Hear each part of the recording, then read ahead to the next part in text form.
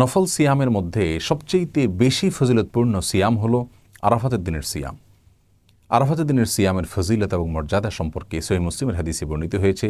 রাসূল করিম সাল্লাল্লাহু আলাইহি ওয়াসাল্লাম ইরশাদ করেছেন, সিয়ামু ইয়াউমি আরাফা আহতাসিবু আলাল্লাহি আন ইউকাফিরা আস-সানাতাল্লাতী ক্বাবলাহু ওয়াল্লাতী বা'দাহু।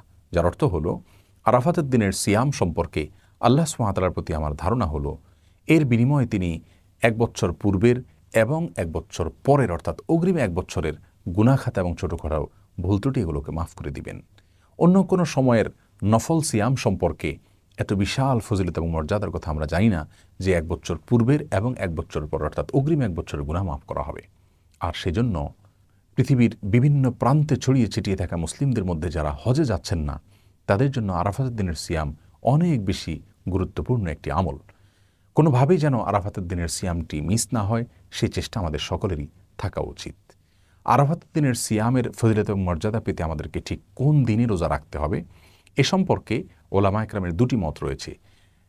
প্রথম মত হলো, অনেক ওলামা একরাম মনে করেন হাজী সাহেবগণ যেই দিনে আরাফাতের ময়দানে অবস্থান করবেন সেই দিনটিতে আমাদেরকে এই রোজাটি রাখতে হবে। পৃথিবীর যে প্রান্তে আমি থাকি না কেন, আমাকে দেখতে হবে হাজী সাহেবগণ আরাফাতের ময়দানে কোন দিনে অবস্থান করেছেন তার সাথে মিল রেখে রোজা রাখতে হবে। সেটি আমার দেশে জিলহজের 8 তারিখও হতে পারে, জিলহজের 9 তারিখ হতে পারে। অর্থাৎ তারিখটা এখানে মুখ্য না, মুখ্য হলো আরাফাতের অবস্থানটা। কারণ রাসূল করিম সাল্লাল্লাহু আলাইহি ওয়াসাল্লাম এখানে আরাফাতের দিনের রোজার বলেছেন, 8 তারিখ বা 9 তারিখ বলেননি, যার কারণে আমরা আরাফাতের সাথে মিল রেখে রাখবো, আমাদের দেশে তারিখ যাই হোক না কেন। এটি হলো একটি মত। আর দ্বিতীয় আরেকটি মত হলো, এখানে আসলে আরাফাতে অবস্থানটা মুখ্য নয়, বরং মুখ্য হলো তারিখটা। মূলত জিলহজের 9 তারিখেরই অপর নাম হলো ইয়ৌমে আরাফা বা আরাফাতের দিন। যেমনিভাবে জিলহজের 8 তারিখের অপর নাম হলো ইয়ৌমে তারবিয়া, জিলহজের 10 তারিখের অপর নাম হলো ইয়ৌমুন নাহার। এই মতের প্রবক্তা ওলামা একরামের বক্তব্য হলো যে নবী আলাইহিস সালাম আরাফাতের দিনের সিয়াম বললেও মূলত 9 তারিখকে তিনি বুঝিয়েছেন, কারণ 9 তারিখকেই আরাফাতের দিন বলা হয়। যার কারণে পৃথিবীর আমরা যে যে প্রান্তে অবস্থান করছি, আমাদের সেই স্থানে চাঁদ দেখার উপরে ভিত্তি করে যেই দিনটিতে জিলহজের 9 তারিখ হবে সেই দিনটিতে রোজা রাখলে আরাফাতের দিন হিসাবে সেটি বিবেচ্য হবে, গণ্য হবে ইনশাআল্লাহ বিইذনিল্লাহ। আমি এক সময়ে প্রথম মতের যে সমস্ত ওলামা একরাম রয়েছেন তাদের মতটিকে বেশি শক্তিশালী মনে করতাম, কিন্তু এখন আমার কাছে মনে হয় দ্বিতীয় মতটি অধিক শক্তিশালী এবং যুক্তিযুক্ত। তার কারণ আজ থেকে 100 বছর আগে যদি আমরা চলে যাই, আমরা দেখব যখন প্রযুক্তির এই উন্নতি ছিল না, তখন কিন্তু হাজী সাহেবগণ কোন দিনে আরাফাতে অবস্থান করছেন দূর দূরান্তের মানুষদের জানার কোনো উপায় ছিল না। তারা আরাফাতের দিনের রোজা নিশ্চয়ই তাদের দেশের চাঁদ দেখার উপরে ভিত্তি করে, তাদের ভূখণ্ডের চাঁদ দেখার উপরে ভিত্তি করে নিশ্চয়ই তারা জিলহজের 9 তারিখে রেখেছেন। অতএব এটাই সবচেয়ে স্থায়ী এবং টেকসই মত বলে আমার কাছে মনে হয়।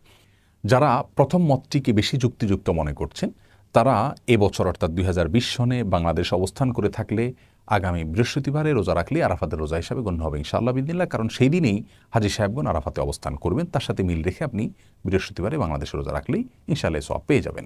আর যারা দ্বিতীয় মতটিকে বেশি শক্তিশালী মনে করছেন, তারা আগামী জুমার দিনে অর্থাৎ শুক্রবারে রোজা রাখবেন, কারণ শুক্রবার বাংলাদেশে জিলহজের 9 তারিখ হয়। আর এদিন রোজা রাখলে আপনি আরাফাতের দিনের সওয়াব পাবেন ইনশাআল্লাহ, আরাফাতের দিনের রোজা হিসাবে এটি গণ্য হবে।